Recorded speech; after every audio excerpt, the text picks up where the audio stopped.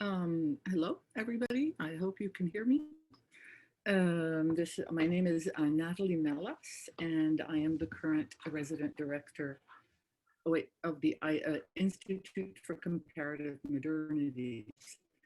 It is my pleasure to welcome you today for our event of the semester, lecture by the eminent political theorist and public intellectual GILBERT on, who will be speaking on from one Arab Spring to another, a regional revolutionary process. Before I attend to introducing this event, our panelists, as well as, of course, our distinguished speaker, let me take this moment to announce a few upcoming events for the Institute for Comparative Modernities. On Monday, October 12th, there will be a presentation called Connecting Art Histories Across Africa and Asia. The presenters will include Ict, curator Diana Campbell Betancourt, researcher John Taine, and other curators, scholars, and faculties involved in this larger project. On Wednesday, October 14th, we'll be hosting a conversation on anti-racism, activism, and institutional change with Russell Rickford, involving graduate students and undergraduate students involved in activism this summer surrounding the Black Lives Matter movement. So let me turn now to introducing this event. Professor ACHCAR will give a lecture, and then there will be brief comments by Cornell colleagues. And so I want to briefly introduce, and then following that, there'll be a question and answer session. I'm going to briefly introduce our Cornell colleagues that we are so grateful that they were willing to join us today. So Samia Henny teaches in the architecture department at Cornell, and her research interests include the history and theory of the built environment in relation to colonialism, displacement, gender, Islam, and wars from the first European colonization to the present. She is the author of the award-winning Architecture of Counter-Revolution, the French Army in North Algeria, the editor of War Zones, and the curator of Discrete Violence Architecture in the French War in Algeria. She is currently working on a book provisionally titled Colonial Toxicity, the French Army in the Sahara. Ziad Fahmy is currently chair of the Near Eastern Studies Department. He is the author of Street Sounds, Listening to Everyday Life in Modern Egypt, and also Ordinary Egyptians, Creating the Modern Nation Through Popular Culture. He is currently writing a book titled Broadcasting Identity, Radio and the Making of Modern Egypt, 1925 to 1952. Last but not least, Fouad Maki teaches social theory in the Department of Global Development. He is also the director of the Polson Institute for Global Development. He writes about international development, social theory, political economy, and the historical sociology of modernity. His writings specifically explore materials from the history and contemporary politics of social change in Ethiopia and Eritrea, where he has conducted research for many years. Now let me turn to a brief introduction for a distinguished lecturer. GILBERT ACHCAR is Professor of Development Studies and International Relations at the School of Oriental and African Studies at the University of London. He has degrees in philosophy, social sciences, and a PhD in social history. Before joining SOAS in 2007, he taught and researched in many universities and research centers in Beirut, Berlin, and Paris.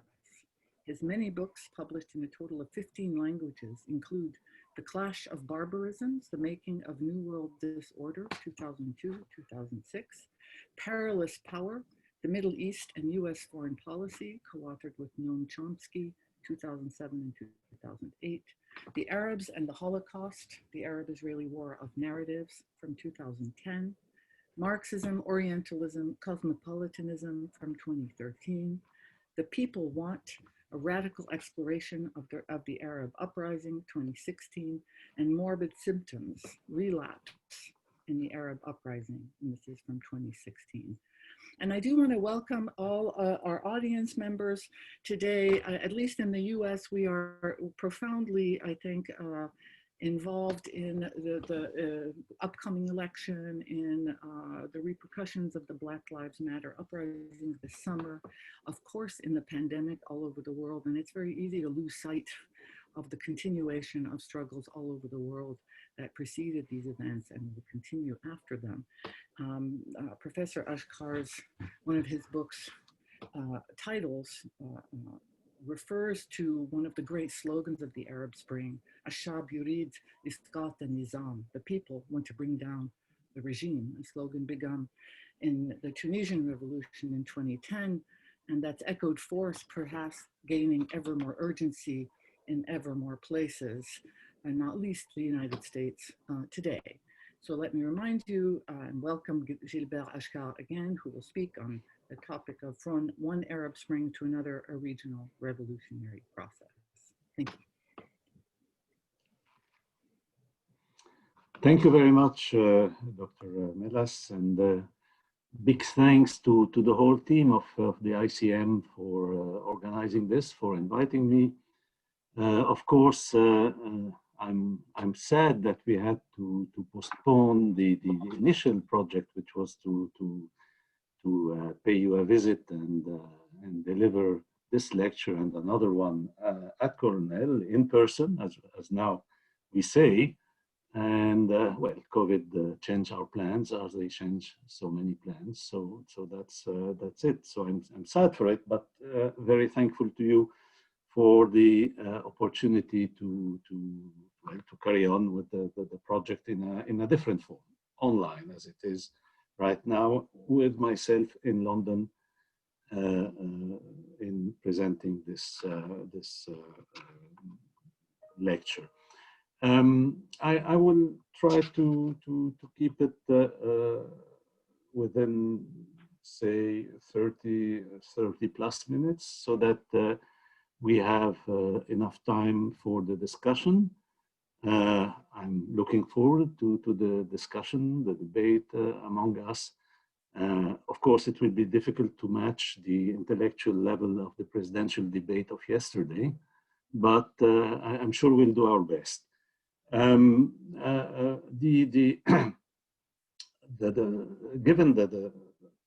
the scope of the topic,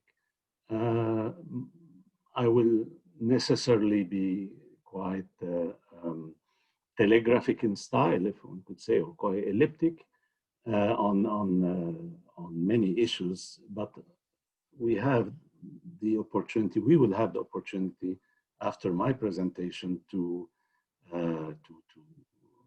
clarify whatever would have required clarification, and of course discuss whatever requires discussion. Right. So I will speak of three key issues here. The first is the concept of regional revolutionary process, or to put it in the full terms that I use, which is long-term revolutionary process. The second will be a discussion of the political dynamics, socio-political dynamics of this revolutionary process, and then a discussion of the new phase, or the new wave, the new shock wave, which we have been witnessing since the end of 2018, and what lessons could be drawn from that, to all this to end with an attempt at discussing what may be coming in the future. Right. So first, the first issue is this concept of long-term revolutionary process, which is a concept that I used from the very beginning of these events. That is, when in 2011 you had what was called the Arab Spring. The term, the formula Arab Spring, sounded very misleading to me, at least in the way it was widely used. it was based on the expectation built on the Tunisian and then Egyptian experiences of a process that would be relatively limited in time, relatively brief, maybe weeks, maybe months at most, and relatively smooth. There was this, I mean, to a certain extent, there was a kind of projection of the model of the fall of the dictatorships in Eastern Europe. This model was projected more or less on what happened in the Arab countries, or let's say maybe other democratic transitions or so-called democratic transitions. So those kinds of models were very much in mind and very much behind the formula Arab Spring. However, that was based, in my understanding, on a misreading of the events, because unlike most democratic transitions that we have seen, if you put aside the specific case, very specific case of the former communist states of, or so-called communist states of Eastern Europe and the Soviet Union, if you put this aside, the democratic transitions that we have seen are mostly adaptation of politics to economic and social modernization. That is, they were societies like the South Korean, like the Brazilian at some point, that had achieved a certain progress in industrialization and modernization and the rest, and then adapted at some point with the creation also of a middle class and an educated middle class. You had this shift towards democratization, this democratic transition. Whereas in the Arab region, or the Arabic-speaking region, which to be more precise would be the best way to describe it, so that we don't introduce any confusion about any ethnic use of the term Arab. Anyway, in this part of the world that we are discussing today, the social explosion, the social political explosion, came as a result of a protracted social economic blockage, a protracted economic crisis. So that wasn't a transition on top of or to complete a modernizing process. That was actually the manifestation of a deep crisis, of really of a blockage to development, which translated in various aspects, starting from the economic one, with very low rates of growth in the region, and here I'm speaking economically of the gross domestic product, especially the gross domestic product per capita, very low rates of growth related to low rates of investment. All this related to structural impediments to this development. And with one of the main results being that the region held for decades actually, a few decades prior to the explosion, and still hold, of course, but that was before the explosion, the highest rates of any region, any part of the world, the highest rates of youth unemployment, of unemployment general and youth unemployment in particular. And this was the clearest, if you want, this is the clearest symptom of this, of the economic blockage. And that is one of the key clues to what happened in 2011, because precisely, I mean, it was labeled at some point a youth revolution, which doesn't really explain anything, because all revolutionary movements in history have been essentially based on young people. But the fact is there that precisely the young people had many reasons to be angry. One major reason of which is the very bleak future that they were facing, which also explains very high rates of migration from the region. There was a poll taken just before the Arab Spring. I used that formula in 2010, which showed very high proportion of young people in the region wanting to leave the region permanently. And that, I mean, the highest proportion was actually in Tunisia in that poll, which was taken in 2010. So you see here the connection, and this connection, you understand it also even more when you know that I mean, a high proportion of these young unemployed are graduate. That is, the region has a specific, very high rate of graduate unemployment. So all this is related to the social economic crisis, to the inability of the economies of the region to create jobs. And that is essentially because of low rates of investment, which themselves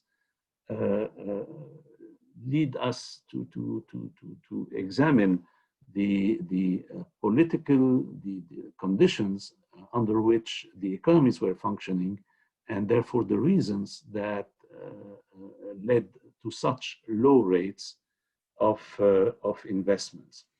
And here I paid,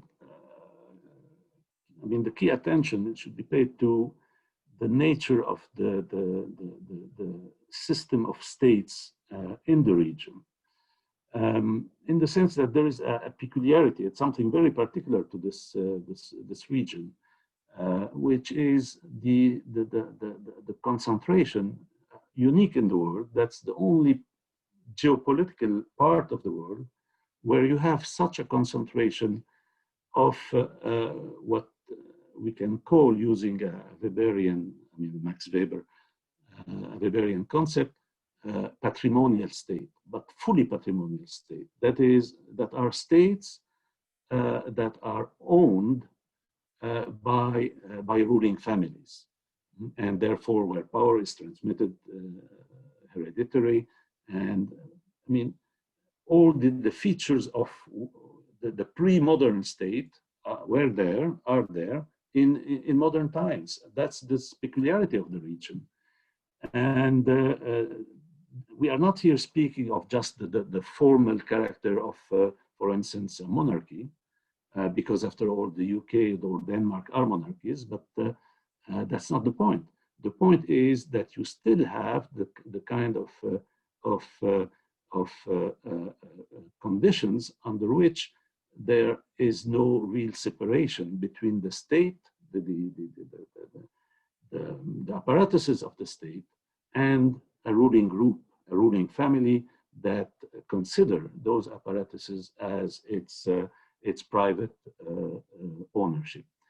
And so this is the case of the case of the monarchies that you have in the Arab world. You have 8 of them, and they are all absolute monarchies. Even when you have parliaments and the rest, sovereignty belongs to the monarch, emir, king, whatever the title is.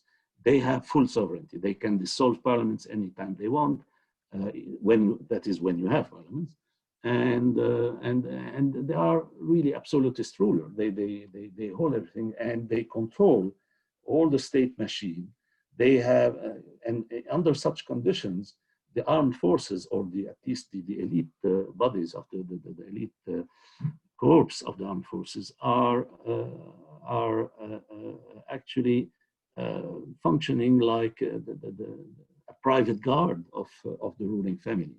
And in that case, they would be called royal guard or whatever in many instances. But that is not only the case of the monarchies, that's also the case of so-called republics that went into a process that led them to the same result, albeit under the title of republic. So instead of king, you have a president or whatever it is, but the fact is the same. This applies to Syria, where you had the hereditary transmission of power. Syria, which turned into a patrimonial state under the previous ruler, the father of the present one, Hafiz al-Assad. This was the case of Libya, the case of Saddam Hussein's Iraq, and you can be sure that had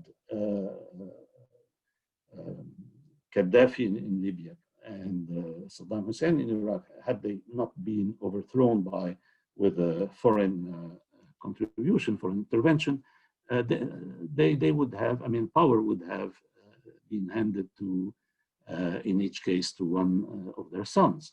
So that's what you had. And then around this nucleus of a fully patrimonial state, you have neo-patrimonial states that are states where you also find, like in the others, high levels of nepotism, but where there is some autonomy of the state institution, of the state apparatus, which is not just, it's not the property of some family. We can take Egypt as a clear example. Egypt, which is one of 3 states in the Arab region where the central political institution of the state is the military, is the army, and the 2 others being Sudan and Algeria. And there we can see that the army is the real, the center of gravity of power, and not the family, the ruling family, the president or whoever.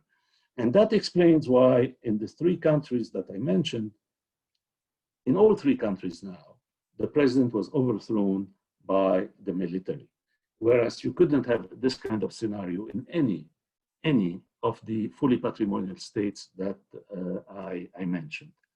So overall, these conditions in the region,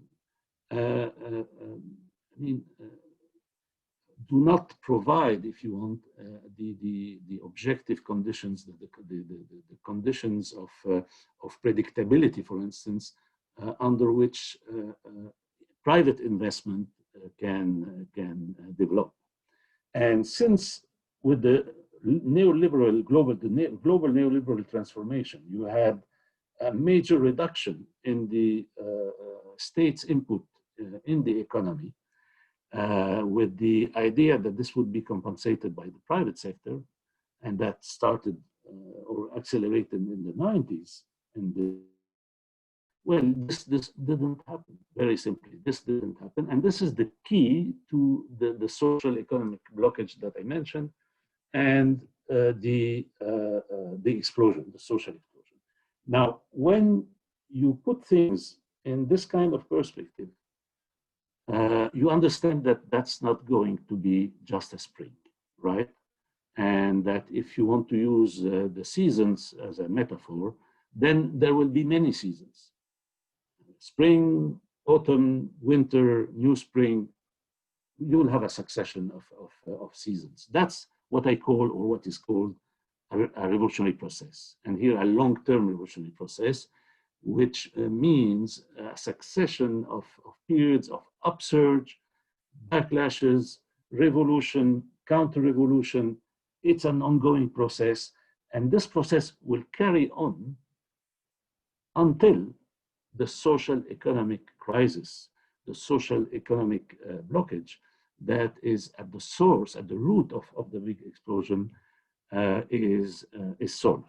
And short of that, it will carry on, and I will get back to that in a moment. The second key point is relates to the political dynamics of all that. I spoke of young people doing revolution, and indeed, you had a new generation that entered politics and was politicized through this Arab Spring, through this massive experience. And this is a new, in many respects, this is completely a new phenomenon because of the use of the information and communication technologies. So the ICT revolution has been with us for a while when this starts, and you can see how so much, I mean, how it affected so much the development and the spread like fire of the shockwave in 2011. It started in Tunisia, but once they achieved the success that we know in Tunisia in getting rid of their president, then it became very contagious. And when the Tunisian victory was amplified at a much bigger scale by the Egyptian victory in getting rid of Mubarak, then it spread really like wildfire in the whole region. And that was very much accelerated by the use of these technologies. And here I'm not only referring to communication, but also what has been called citizen journalism, the fact that, through videos and all that, people could learn about events that under other conditions or in previous times, they would have not learned of, even in their own countries, even in the neighboring province.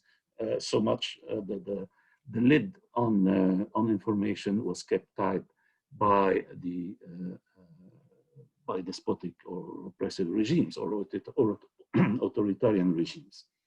So you had this new generation. Now, this new generation, I mean, achieved a first victory in Tunisia, thanks to the existence in that country of a very unique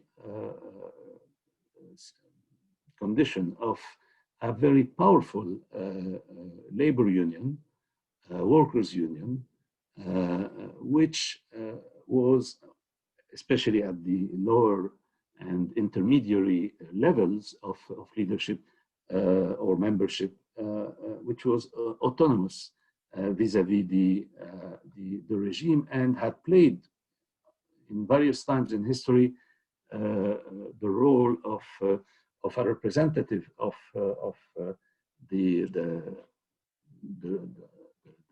working class, the population, against the government. And that was crucial in allowing for this first victory.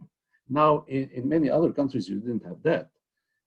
You didn't have it already in Egypt, although Egypt had witnessed a major wave of workers' struggles, strikes before the uprising, in the few years before the uprising, but they were wildcat strikes. You didn't have any autonomous, independent, or almost no independent. You had something, an embryonic new one, but nothing of a size that would enable it to play a leading role.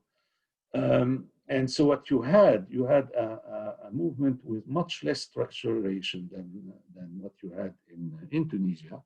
And that's where the army entered the game. I mean, because in the case of Egypt, Mubarak, on a background of massive uprising, was deposed by the military. Basically, you have had two coups in Egypt since 2011, one in February 2011, the other one being the well-known one by Sisi, Field Marshal Sisi in 2013.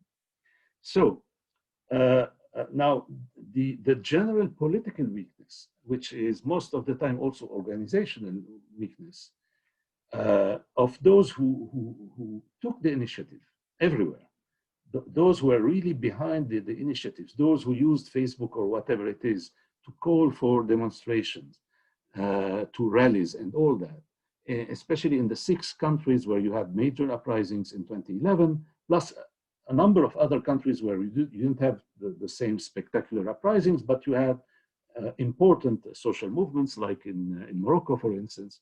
So those movements were not, in most cases, or practically all, if you put both the political and the organizational condition, if you look at that, they were not up to the task of leading, if you want. They didn't have this capacity yet, at least, at the very least, we should say. And that's where you have the complexity of seeing other political forces that do not share the same aspirations as those who initiated the uprisings. Other political forces, which were opposition forces, joined the fray, joined the uprising, and took over as leading forces and turned these uprising from their initial kind of perspectives and demands and programs into serving their own ambitions as political forces. And here, the main, of course, the key political force which played that role at the regional level are the Muslim Brotherhoods and their various,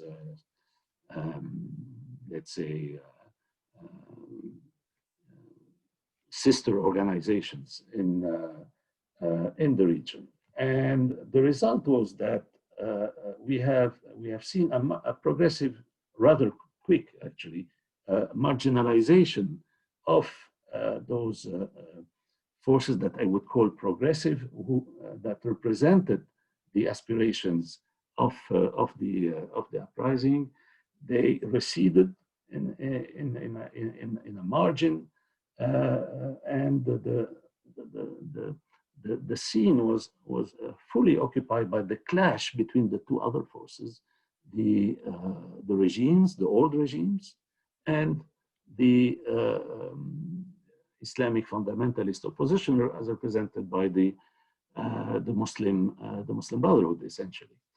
And this clash, well, will take even bloody dimensions in several instances, from civil wars like the one you had in Syria, the most terrible one, to a bloody coup like you had in Egypt, and more peaceful, a more peaceful kind of shift that occurred in Tunisia. But again, speaking of Tunisia, which is now presented as the kind of success story and the only success of the so-called Arab Spring, well, the fact is that the labor movement in Tunisia was absolutely instrumental in allowing for this peaceful alternance, if you can say, in power in that country. Okay, so that's what you had in the first phase, and that's how we got into what I described as a relapse or a counter-revolutionary phase, a counter-revolutionary backlash after the revolutionary upsurge of 2011, starting from 2013. 2013, you had a turning point in the Syrian uprising, which was crucial in determining the momentum of the whole regional process. You had a turning point with the intervention of Iran in helping the regime, contributing to the repression of the uprising, which had turned into civil war. So Iran's intervention was absolutely crucial in allowing the regime to survive and go on the counteroffensive. And then you had the coup in Egypt, then transformation in Tunisia, then descent into civil war in Libya and in Yemen. All this, all these countries were theaters of the uprisings in 2011. So we entered into a counter-revolutionary phase, a phase of backlash. Now, at that point, the comments were, after having been, for many, euphoric in 2011, if we take the media, for instance, after the euphoria of 2011, you started having a very gloomy picture of everything. That was the end. And, some Orientalist tropes about the Arabs not being fit culturally for democracy or the like, you know, those cliches of well-known Orientalist cliches that are still very widespread, I should say, in the media.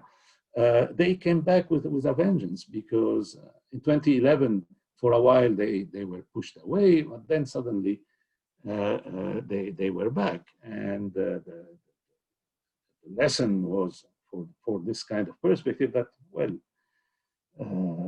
that's a confirmation that democracy is not for this part of the world.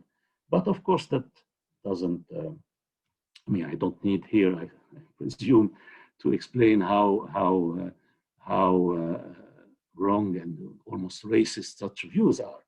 The key point is that when you understand, if you had understood what happened in 2011, not as a spring and that's it, but as the beginning, only the initial phase of a long-term revolutionary process, then you understand that, well, you're not surprised on the one hand that you have backlashes, you were expecting this, and you knew how difficult it is to overthrow the kind of state system that you have in the region for the reason we explained. It's a daunting task. It's a hugely difficult to do.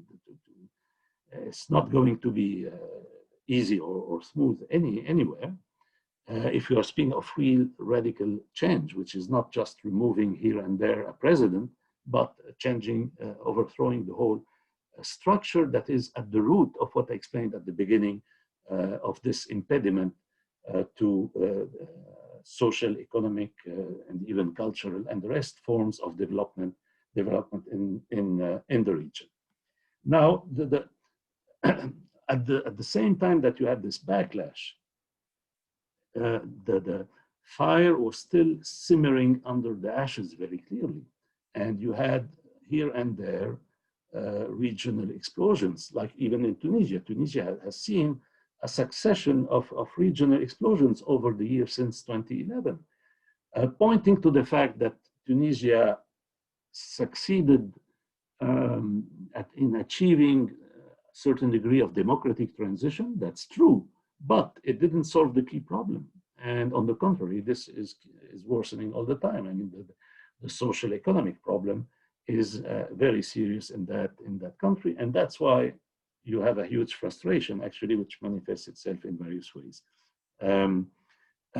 But before, I mean, those were indications you had also in Sudan, some succession of events you had in other places that was showing that even if you have a political backlash, the social economic fire, if you can say, was still there under the ashes. And indeed, we came into a second wave, even though it is less spectacular than the first one.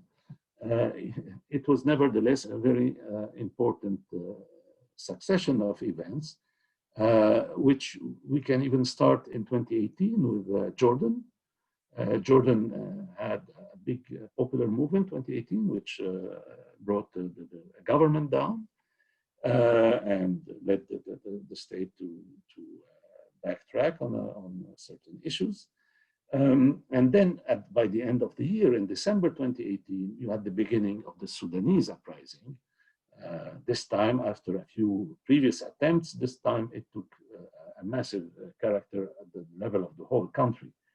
And that was followed a few months later with the uprising in Algeria.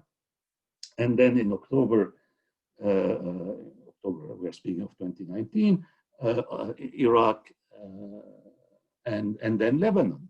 So you've had 4 or 5 countries, if you add Jordan, in the region that went into uprising mode after the 6 countries of 2011, which brings you actually to a total of 10 to 11 countries, which is half the countries, half the states of the Arabic-speaking states, which shows you how deep and how general this crisis is. Now, there is a major difference between the second wave and the first wave, the 2011 wave and the 2019 wave. And that shows you, I mean, how also long-term revolutionary processes of this kind are not repetitive. And there's a kind of cumulative process. There's also a learning curve. The mass movement learns from previous experiences. All this plays into the picture. The key point, the key difference politically between the new wave and the previous one is that whereas in the previous one, the Islamic forces managed to hijack the uprisings and turn them into their, to their own benefit. This didn't happen at all in the second wave, and couldn't happen for the reason is, the simple reason that in those countries, actually, the Islamic fundamentalist forces were either collaborating or an intrinsic part of the regimes. That's very clear in Sudan. Sudan was a combination of military dictatorship and Islamic fundamentalist dictatorship. In Algeria, the Muslim Brothers of the country had collaborated with the regime that, the previous president for many years, and had no credibility in the mass movement to the point of trying. They didn't even try to join the movement as such and claim it for themselves. And as for Iraq and Lebanon, it's even, it's as clear as in Sudan, I would say, because in both countries, you have the most important Islamic fundamentalist force of the country, which happens here to be Shia, that is Khomeini style, Iranian style, not Muslim Brotherhood or Sunni kind of fundamentalism. Well, in both in Lebanon and Iraq, they were major parts of the regime that the uprisings tried to counter, to oppose, and that's where we stand. So that's one point. Now the other point is that, well, they didn't have the same complex political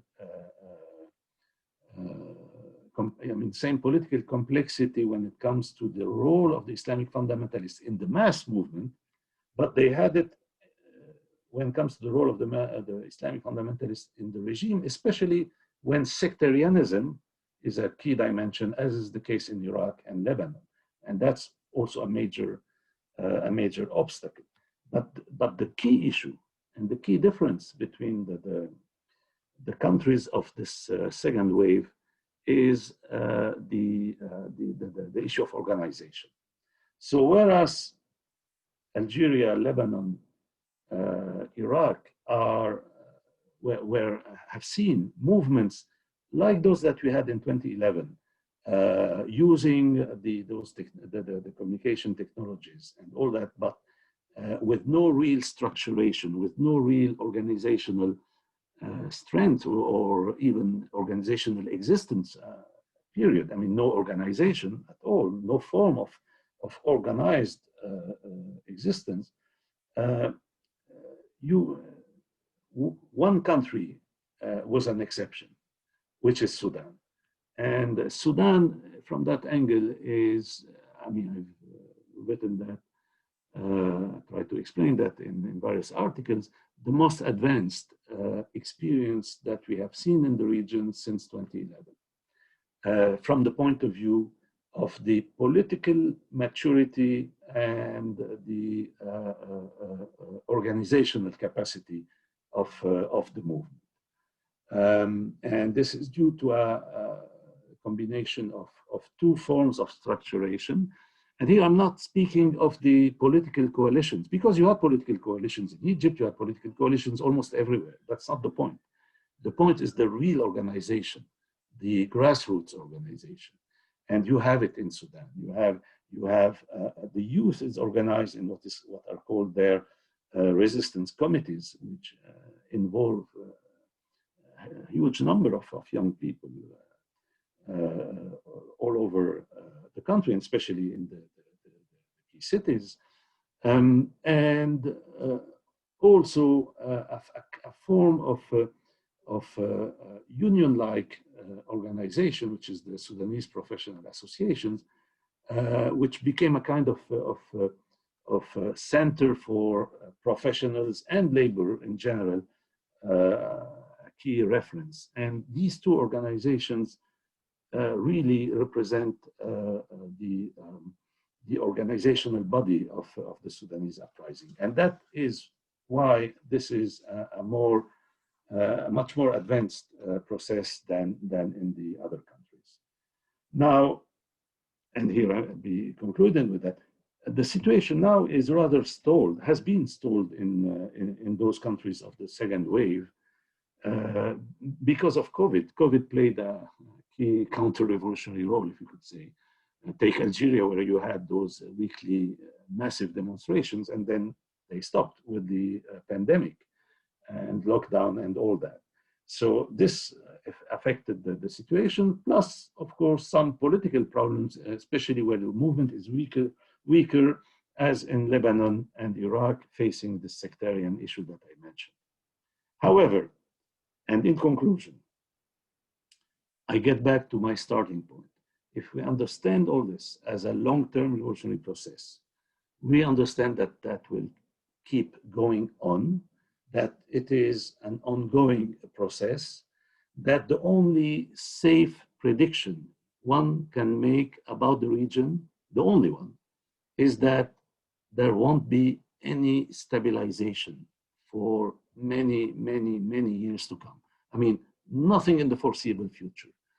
There's no way that this region could get restabilized in the kind of the form of despotic stability that you had before 2011. So this is not going back.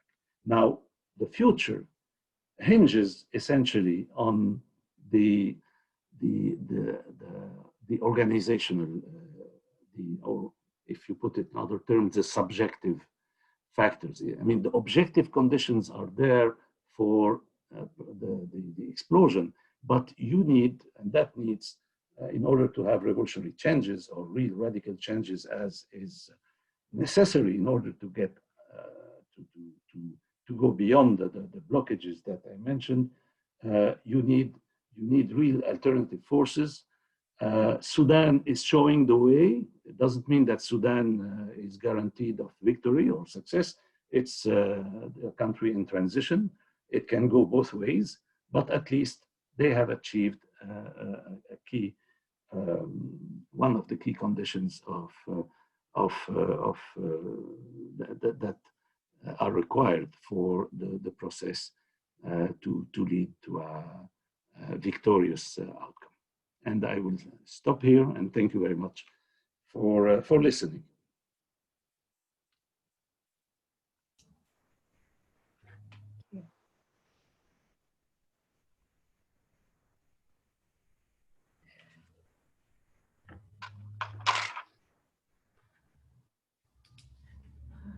I'd like to open the floor to our respondents.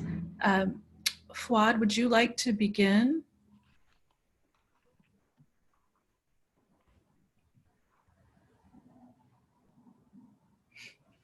Sorry, I had muted myself. Thank you, Gilbert, for that really wonderful and informative presentation. I guess what I want to do is maybe take the 5 minutes I have to raise a couple of points dealing with the regional character of the revolts, with a desire to hear from you how certain key historical features of the Middle East and North Africa set it apart from the wider political universe we inhabit today, or the political conjuncture in which the first wave of the revolts unfolded. And also with the desire to understand more the extent to which these larger regional features shape the broader political character of the revolts beyond perhaps some of the things you emphasized in your presentation just now. First, of course, and this largely deals with situating the region within its relations with hegemonic forces of the West, let's put it that way. First, of course, is a massive reality that the region is a repository of the largest concentration of oil reserves in the world, something that is plainly vital for the fossil fuel dependent economies of the West. Secondly, is no less inescapable reality that the region is the setting in which Israel is inserted and strategically protected by the West. And finally, is something you did touch on, but I would like to take a slightly different tack to push you to elaborate on it a little bit, is this question of religion, which beyond the distinction you noted of its differential role in the second as opposed to the first wave of revolts, it has been argued, sets the region apart, with Islam retaining a certain kind of political charge, given the long history of hostilities with the West that has left significant traces in popular memory, one that has repeatedly been reinforced by the modern experience of intervention, not during only the colonial period, but dramatically also during the post-colonial period, decade after decade, ever since the British intervention in Iraq in 1941, all the way to the Gulf War in the 90s, the bombardment of Libya later on, and so on and so forth, right? So this is repeated. There's not been a single decade without some significant intervention of the West into the region. Now, this potency of the religious political force also, it seems to me, has something to do with the crisis of both Arab nationalism and, to some extent, one could argue, Arab socialism in the region, right? These have helped to reactivate a kind of way in which it has displaced, you could say, what were in the 50s and even in the 60s, a certain kind of anti-imperialist sensibility and political charge, displaced it into a kind of religious zeal of a particular intensity in some parts of the region. Now, this is, of course, a very large topic, but I would like to hear you reflect on it a little bit, because I think it is also one of those you emphasize in your own presentation. I think you rightly stressed also the neoliberal lineages of the Arab Spring.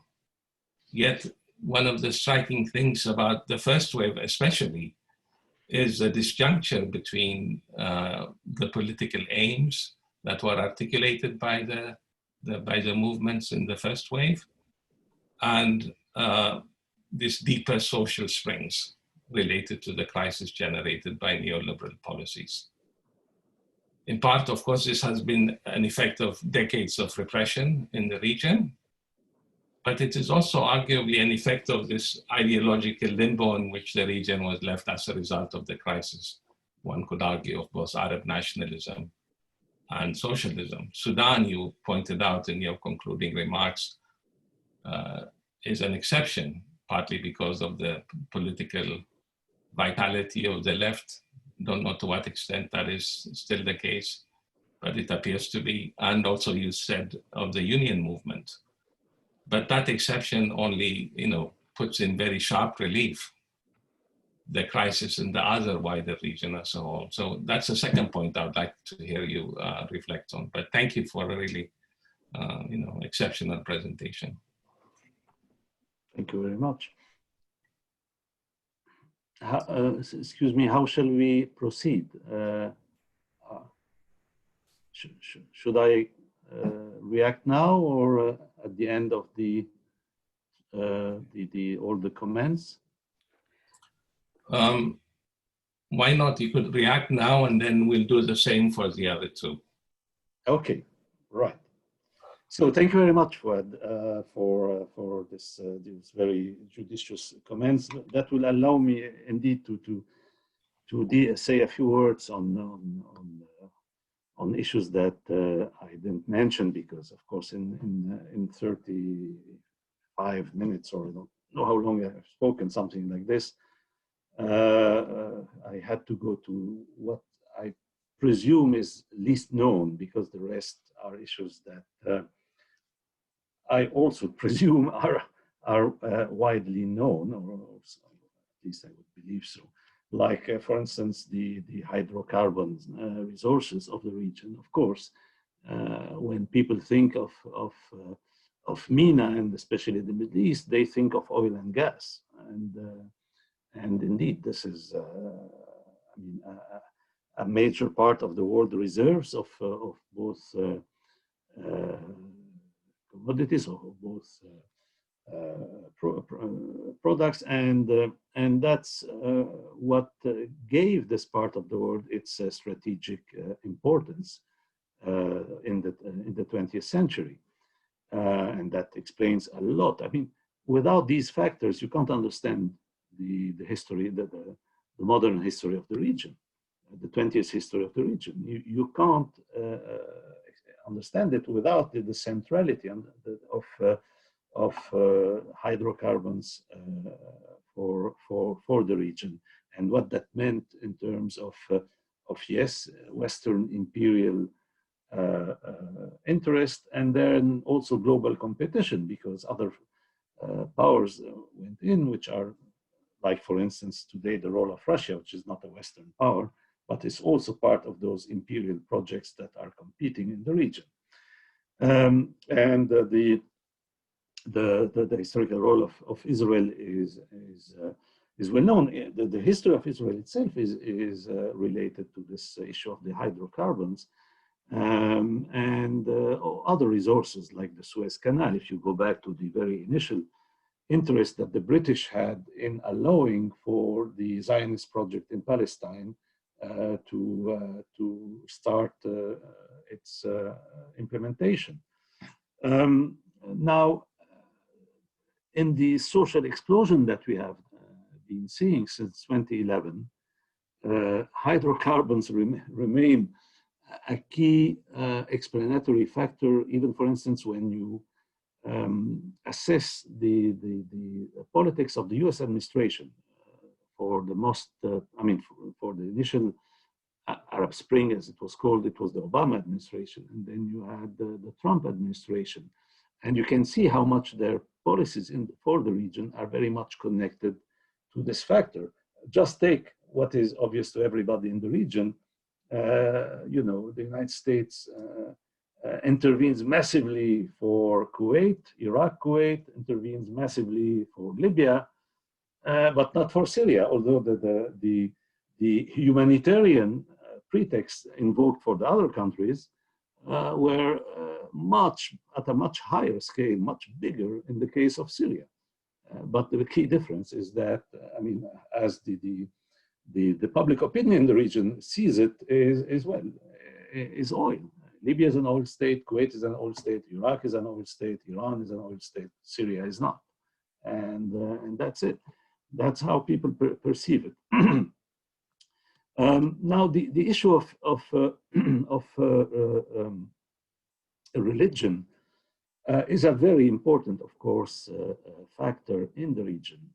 But I'm always keen on dispelling Orientalist views about the region, which believe that religiosity is built in the genes. You know, it's a genetic program of the region, of the Arabs or the Muslims or whatever kind of Orientalism we have, and that it has always been like this. And you very rightly pointed to the issue of left-wing Arab nationalism, which used the term socialism, that peaked in the 60s. The radicalization of the, I mean, this is a phenomenon that started in the 50s, or started even before in the form of parties, but in the form of governments and regimes. It's in the 50s and the 60s, and then peaked in the 60s and went very very radical dimensions in the region. And those were secular regimes in the sense that they not only were they not based on imposing religion as the key ideology of the state, but they also clashed with the Islamic fundamentalist forces. The Egyptian case is well known. The repression by Nasser of the Muslim Brotherhood. And the times if we go back, people sometimes, you can find on the internet comparisons between pictures of students, for instance, in the 50s and in the 90s or the decade, the first decade of the century. And when you look at the way of dressing, especially for women, because that's where the difference is the clearest, you can see a shift. And actually, the evolution is not towards more secularization. It looks as if it is an evolution towards more religion, actually. And indeed, there has been a massive, I wouldn't even call that a comeback, actually, because it's a use or a spread of religion, which is not a comeback of the past. It's something new. It was related to the shift from the era when Nasser's Egypt was the defining force in that region, to an era in which the Saudi kingdom became the center of gravity of the region. And the Saudi kingdom is based on the crudest fundamentalist interpretation of religion. And being the very rich state that it is, there is no wonder, with all the money it spent in fostering, in promoting this kind of religiosity, there is no wonder that you get it. So to believe that it's just a factor in the culture of the people, of course, some degree of religiosity is to be found, well, not all countries maybe, but in most countries you have high degrees of religiosity. But between that and the political translation of that, and the form also of ultra-Orthodox and even fundamentalist kind of interpretation of Islam that you have in the region, there is a big difference. And this difference is, to a very large extent, due to the existence of this kingdom, the Saudi kingdom, which, that's history. History that wasn't written in the sky. That was a kind of divine fate of the region. But that's how it happened. That some tribal forces led by an extremely fundamentalist ideology took over there and founded that state a century ago. And the state turned out to be very rich for the reasons we mentioned, and therefore used this money in conjunction with the United States in spreading fundamentalism. The United States has been using for decades Islamic fundamentalism in the fight against communism, against left-wing nationalism, against the Soviet interference in the region. And again, so this is, a major part of the explanation. Last point very quickly. You are also absolutely right about this disjunction, as you called it, between the political and the demands that would address the key questions that are at the roots of the explosion. Of course, these demands were expressed everywhere, even in the form of slogans of the mass movement. The issue, for instance, of employment was a very widespread slogan in Tunisia. The issue of bread and social justice was a major slogan in a country like Egypt. So you had some forms of expression of that, But the political forces that took over in the first wave, the Muslim Brotherhood, were not at all on, on this wavelength. Economically, their vision is as neoliberal as it can get. They have no differences with the economic policies of the existing regimes in that regard. And here, indeed, yes, you have, big difference with the case of Sudan, where the weight of the left, not necessarily the organized left. This is a country where you had historically a very powerful communist movement, a communist party. You still have the Communist Party there, but it's no longer the kind of a massive power that it used to be before being crushed. It used to be in the 60s. But you have a kind of left-wing tradition of left-wing intelligentsia, progressive, let me put it in those terms. And this is to be found everywhere. And that was very present. So you can see, for instance, the communists played that role, but other people, sometimes former members of the Communist Party, but they are there in pushing to the left, toward the left, the movement. So yes, but even, this potential existed elsewhere. I always mention the experience of Egypt in 2012, when you had the first and only free election in that country, presidential election. And you had a number of candidates, but the two key candidates were the Muslim Brotherhood one and the military one, or the former military one. And everybody was expecting the struggle to be between these two. But the big surprise of the first round, it's a two-round election. So first round, people vote for the candidate of their choice. In the second round, you only have the two candidates that had the most votes in the first round. So in the first round, the big surprise was the Nasserist candidate.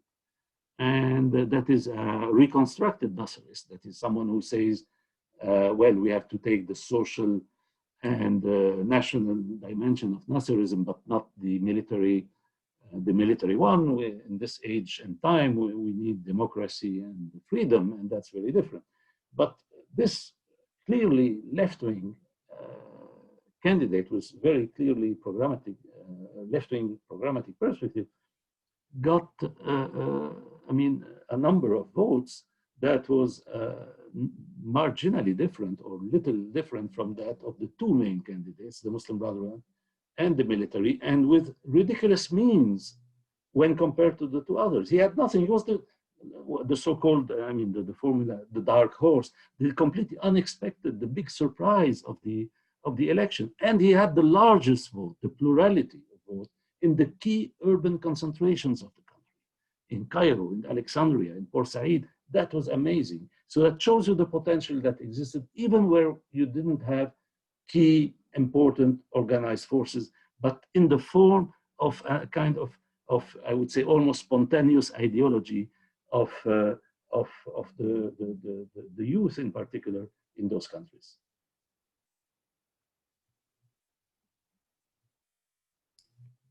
Thank you. Should we invite Ziad? Maybe would you like to go next?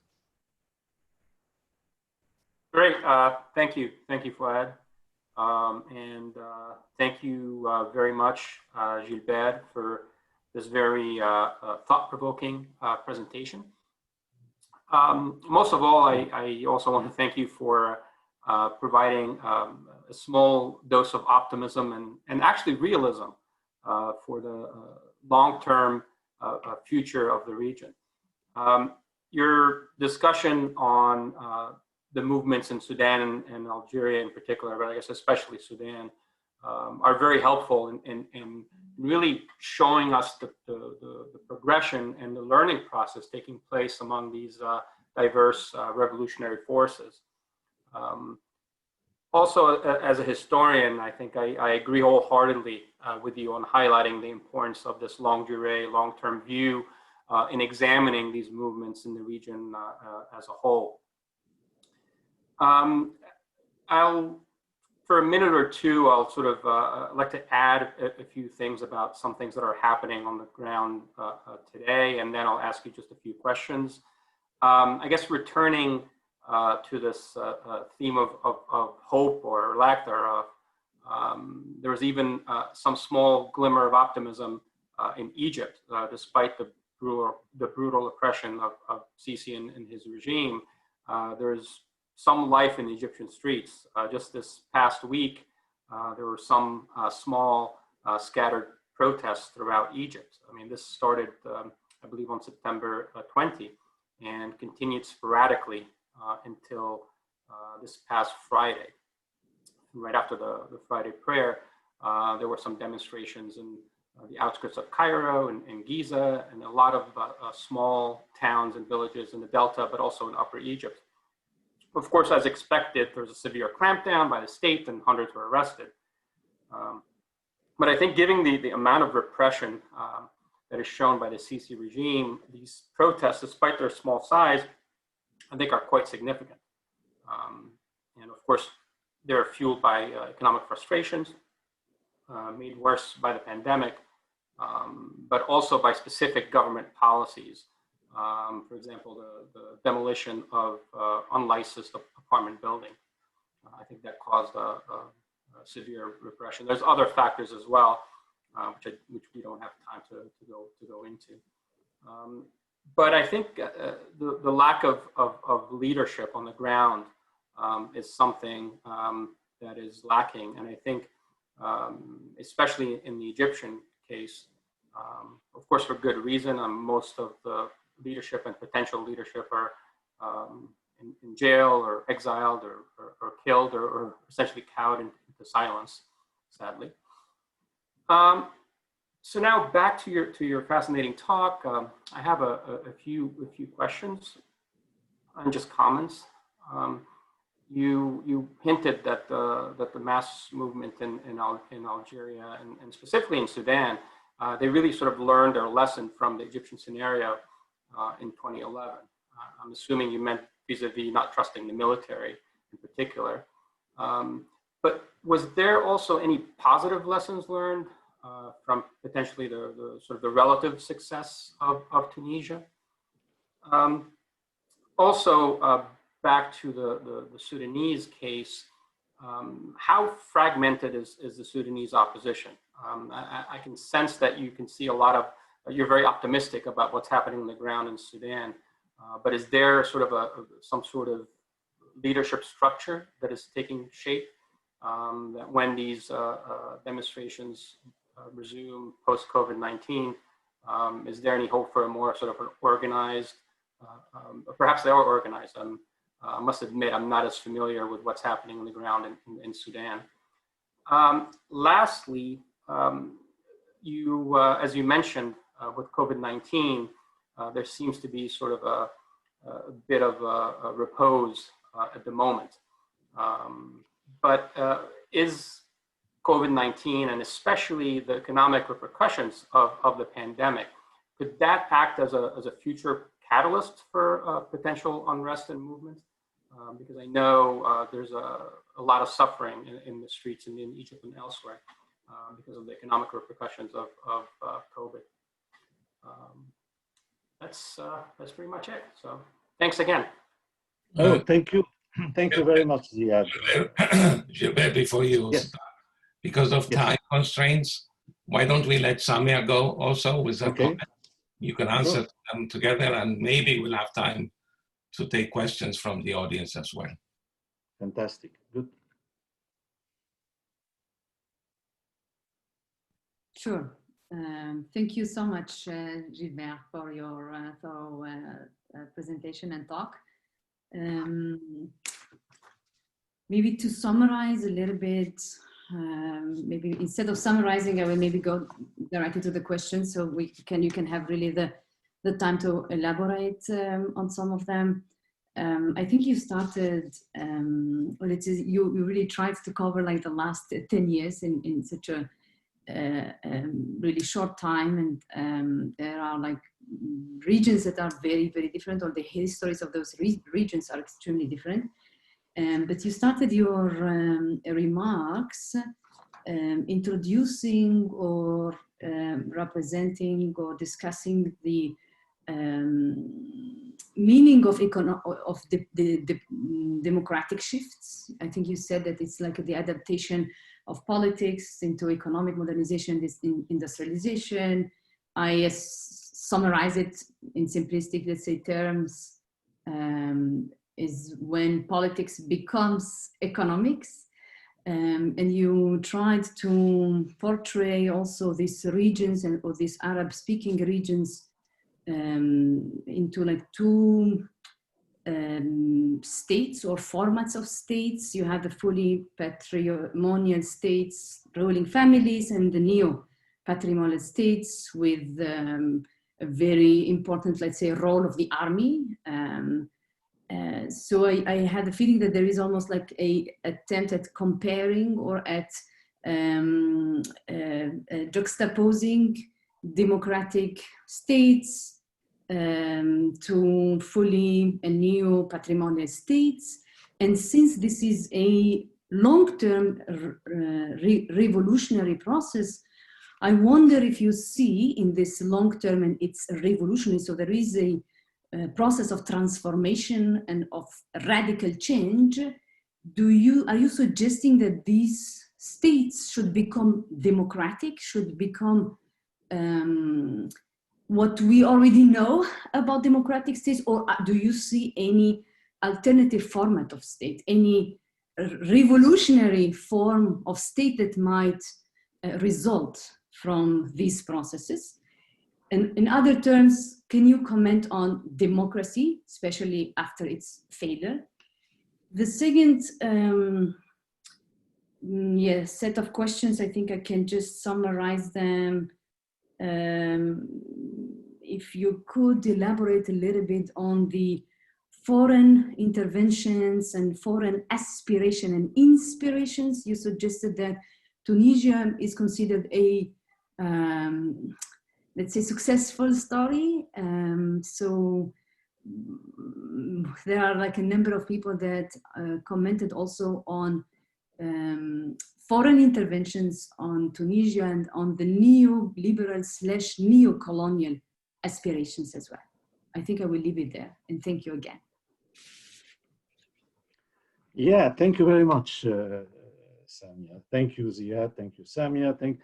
Yeah, very useful questions, very important questions. So let me start with or remarks. I will start with Ziad's remarks, which were first about Egypt. I mean, yeah, even in Egypt, I would say, despite the very repressive conditions. I mean, it's really state terrorism, state terror that was imposed in that country, and forms of repression that are probably the worst, the kind of repressive climate of the last 40 years in the country. And yet we have seen now, for the reasons, Ziad, that you know well, you explained them, these economic triggers, we are seeing a movement that actually, I mean, I was talking to an Egyptian friend who follows that very closely, and he told me the regions that entered the movement now had never mobilized for ages, you know, and the regime, the Sisi's regime, managed very stupidly to antagonize those rural regions, countryside. He tells me, I mean, the recent protests of the last days and a couple of weeks are in countryside, in the countryside, in rural regions, in villages and all that have never moved before, according to what he says. Of course, very little, we get very little outside. So if you have the connections in Egypt, you would know about that. From outside, you hear nothing, you get nothing. There's very little that goes out about that, especially when it's rural and not in urban centers.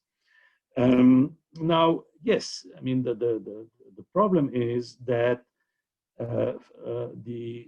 whatever kind of progressive forces you had in Egypt that could have represented the face of alternative. And I mentioned this candidate who was hugely popular in 2012, Hamdin Sabahi, his name was, who got 20% of the vote at that point, at the first round of the election. Well, he completely burned his cards by supporting the coup in 2013. And so did most of the, let's say, the left to liberal spectrum in Egypt. And they completely lost their credit by, I mean, it's true that at that point in 2013, there was a huge mass movement opposed to the Muslim Brotherhood, but they didn't have I mean, they didn't see that the military were using all this in order to seize power, I mean, fully again in their hands. They never left power, but they re-monopolized power, and in a very brutal way. And that led to this loss of credibility, huge loss of credibility. I don't know how this will be repaired, but probably this will take the new generation to find ways of organizing. For the time being, to be frank, it looks quite difficult. But I mean, history is always full of surprises. So we'll see how the tempo of the movement goes on. The second wave, I mean, they don't have lessons to draw from Tunisia, because both Algeria and Sudan, they are in size and in the conditions of military rule much closer to Egypt. So that's where they look. And indeed, as you mentioned, they learned the lessons of Egypt. And their way of learning the lessons was precisely not to fall in the trap in which the Egyptian popular movement fell in 2011 by, hailing the military when the military deposed Mubarak, and having a lot of illusions. One should say, actually, that a key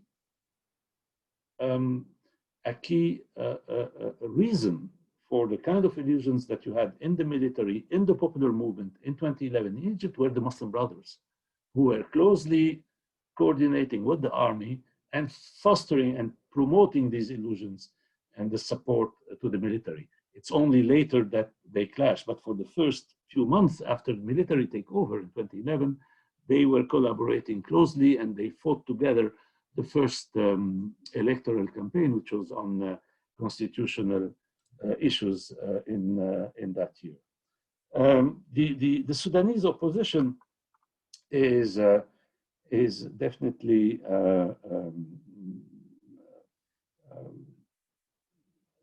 I mean, I use the term mature. It has a higher degree, I think,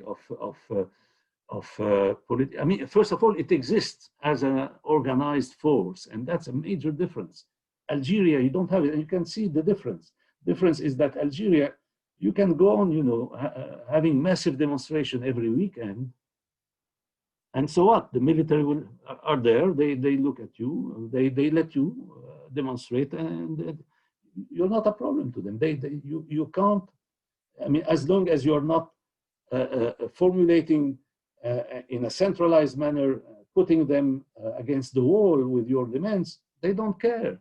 They don't care. They are not afraid, and they did what they wanted. They set a date for elections. They did their phony elections and all that. The movement rejected that, but no translation on the ground. So that's the point here. organization is very important for any popular movement, especially when you are facing, such huge machines, centralized machines like military states or patrimonial form of despotic regimes. So that's it. Now, I'm not optimistic. I'm just about Sudan or anyway.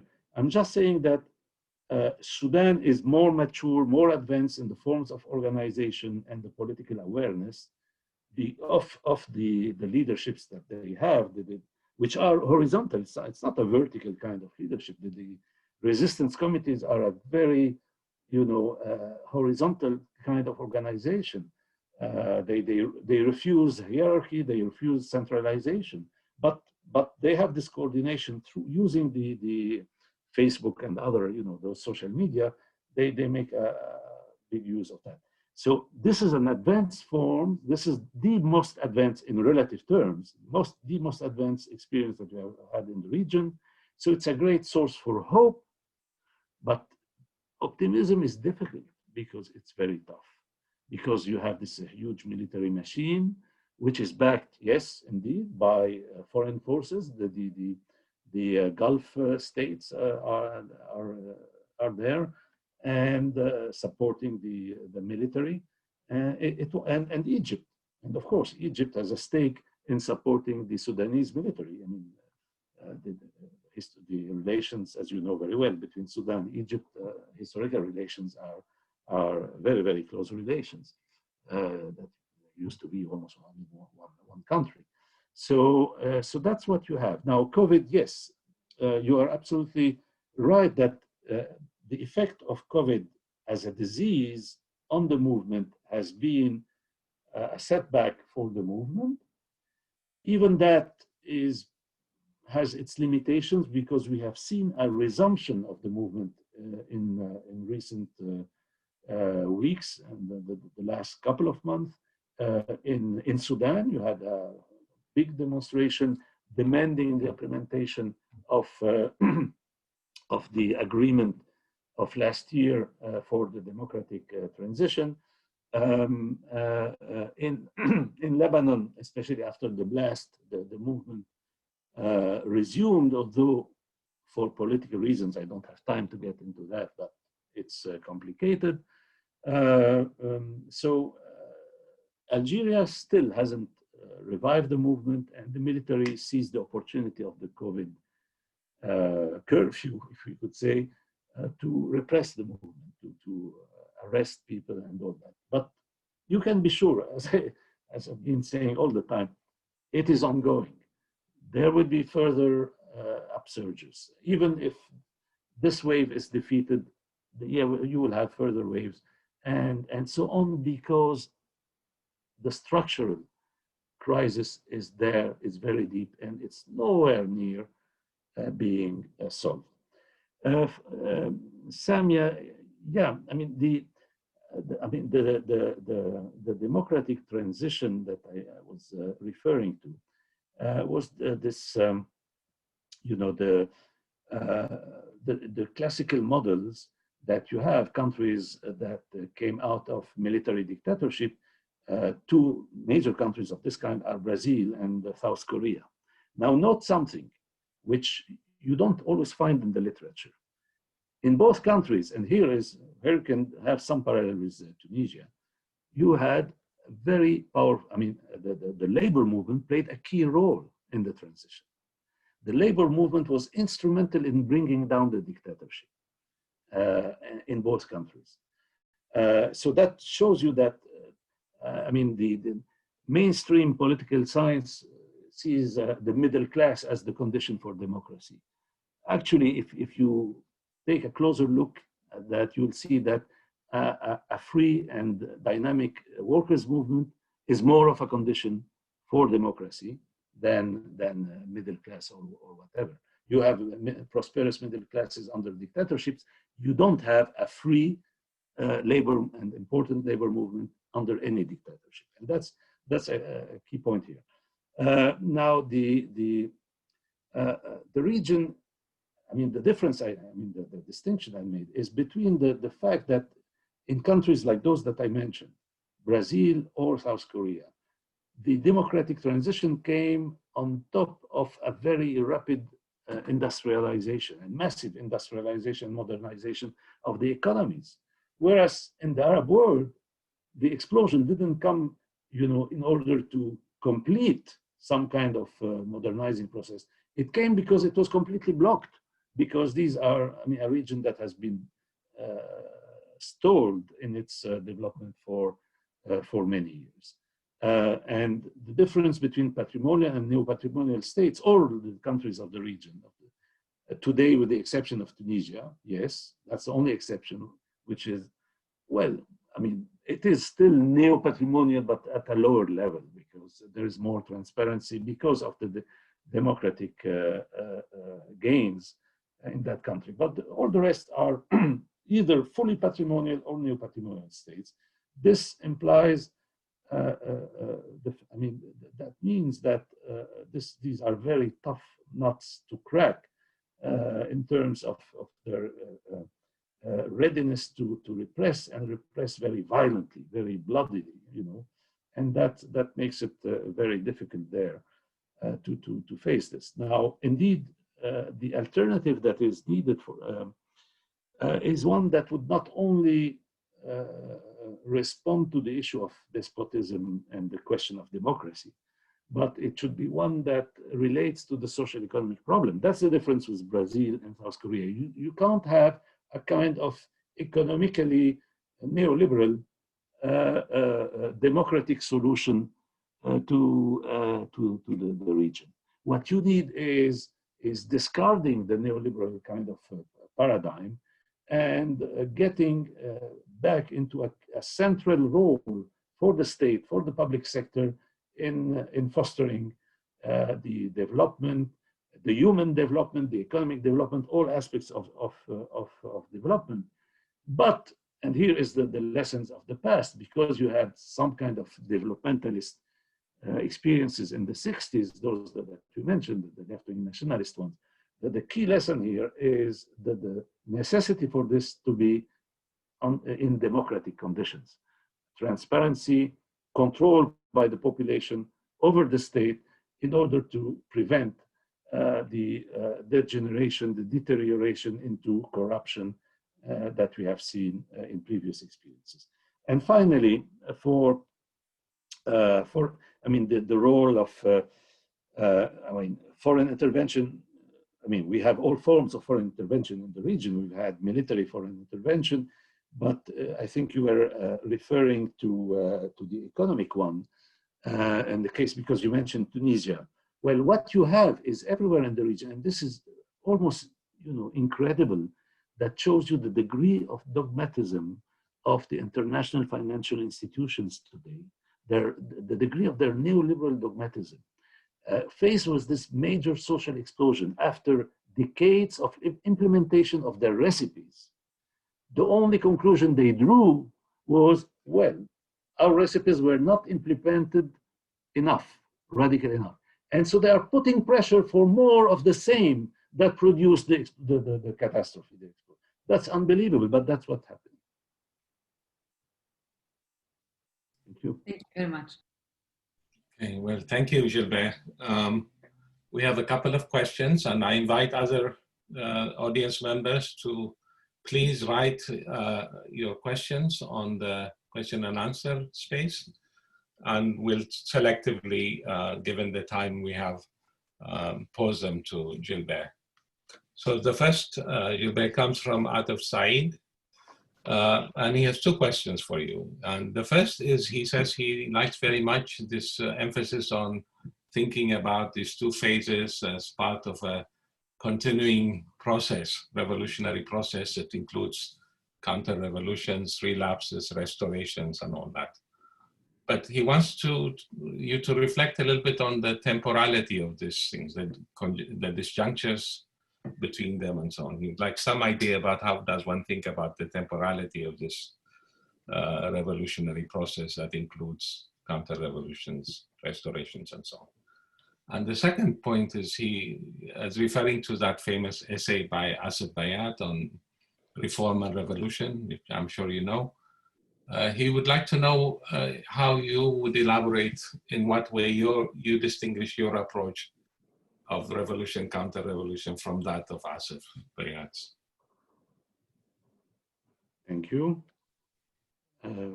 Shall I answer now, or you have other? Yes, that's a only question we have for now. So, yeah, I mean, on the issue of temporality, I mean, you said Adam Said. Is it Adam Said or Atif Said? no, Atif Said. Atif Said, yeah, because, well, I recognize from the questions, Atif has written a very interesting book that should be coming out sometime soon.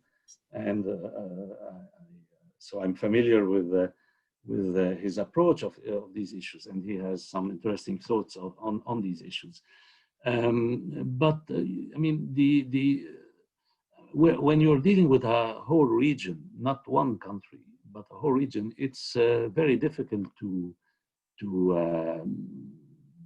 ascribe to the process any kind of temporality. It's only the only thing that we could speak of is scales, if you want. I think we are speaking of a really long process that will be counted in decades. That's, I think, I mean, we are now completing the first decade, and there's absolutely no light at the end of the tunnel. So it will take much longer time. It will be a long process. But then you have, you know, when you have a whole region, not one country, Atif worked on Egypt, but when you take a whole region, then you have, you know, cross influences. You have people learning from the lessons of the rest. We just mentioned how the Sudanese and the Algerian learned the lesson of Egypt 2011, 2013. You have also foreign influences. Just to tell you, I mean, give an example, since we are, you are based in the United States, it's such a central country in the world that whatever happens in the United States affects the rest of the world, including in terms of movement, like Black Lives Matter, for instance, is something that had a global impact. In the same way, actually, that the Arab Spring of 2011 also had a global impact, including in the United States. So you had interaction with the Occupy movement and all that, which was inspired by Tahrir Square.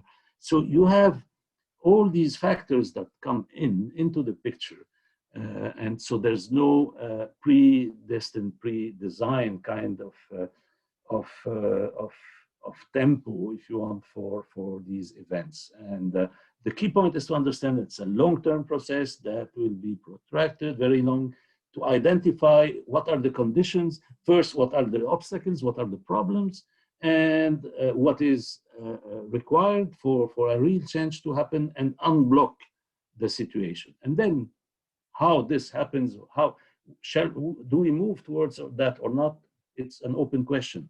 That's why I also, I mean, I ended my second book, Morbid Symptoms, on this distinction between optimism and hope. You know, that, I mean, to be sincere, there's not much grounds for optimism in the region nowadays, but there are grounds for hope. That's different. That is, optimism would be the expectation of the best outcome, whereas hope is the knowledge that there is a potential. Now, whether this potential succeeds in translating into real change or not is an open question. Nobody knows. I mean, that's it depends on so many factors, and especially on the ability of the movements to produce the kind of organization or self-organizations that we mentioned. On the issue of reform and revolution, well, I mean, I have a disagreement with my friend Asif on that. I mean, to describe massive movements whose central slogan was "the people want to overthrow the regime" as reformist, I think is a conception of reformism that I can't subscribe to. No, I think this is a revolutionary process, not any kind. And the movements, the young people and all that, they are revolutionaries. They want a radical change of that. The real, not every political force, of course, not the Muslim Brotherhood, for instance, certainly not. But if you take Sudan, if you take Algeria, they aspire for a real change, a radical change. And that's why they learned the lessons. And here you can see how learning the lessons of the first wave in the second wave crystallized the revolutionary understanding even better, because people had no more illusions that the military will do the changes that they require. They understood that the whole structure should be overthrown. Okay, we have another question related to the thing that Ziad brought up with COVID-19, and that is, what is your message to the left at this juncture? And related to that, what do you think keep the key perspective of programmatic and practical axioms the left needs to consider to be able to have a meaningful voice and presence in that even? Right. First of all, I mean, we would need first to define what is the left, you know, because many forces in the region that would describe themselves as left, by my own standard, have absolutely no relation to the left. I mean, how can you be left and support Bashar al-Assad, the Syrian dictatorship? How can you be left and, you know, and be politically in support of organizations that follow the Iranian model? So there is a contradiction here. No, for me, I mean, the progressive forces are the forces that adhere to all these the values of democracy, freedom, and social justice, and equality, including gender, of course, equality, which is crucial and major problem in the region. I didn't have time to address this, but this is a good opportunity to repair a little bit this dimension. It is very crucial. So I'm speaking, I mean, progressive forces should be forces that are really represent a progressive agenda on all these issues. A real commitment to democracy, real commitment to political freedom, a real commitment to gender emancipation, and real commitment to social economic change in favor of the downtrodden masses, the exploited masses, and the rest. So if I had to summarize my message to whatever would really be left, would be for them to be loyal to real progressive values, and that's the key point. When you abandon these values, even if temporarily, when you fall in the trap of supporting a military dictatorship, as the Egyptian left did at some point, most of it, then you lose your ability to play the kind of role that would be expected from and is needed from a progressive forces that could play a key role in the transformation. Okay, wonderful. That was terrific, Gilbert. We really thank you so much for the time you took to give us a presentation, respond to our questions. I also want to thank, in the name of the ICM, Ziad and Samia for your comments. We're, I'm afraid, out of time, cannot take any more questions now. Maybe we'll get the chance to meet in person at the next round of events. So, Inshallah. Thank you so much. Thank you very much. Thank you, all of you. I'm very grateful for that. It was a great pleasure to meet you, albeit online, but yeah, that was great. And again, many thanks. And yes, I hope that we'll be able to meet in person, as we say. Thank you. Thank you, Gilbert. All the best. Thank you very much, Gilbert. Take care. Bye, Ziad. Thank you very much. Bye, Samia. Bye, Bye. Fuad. Thank you. Thank you so much. Ashley, thank you very much, all of you. Thank you. Thank you very much. It's wonderful.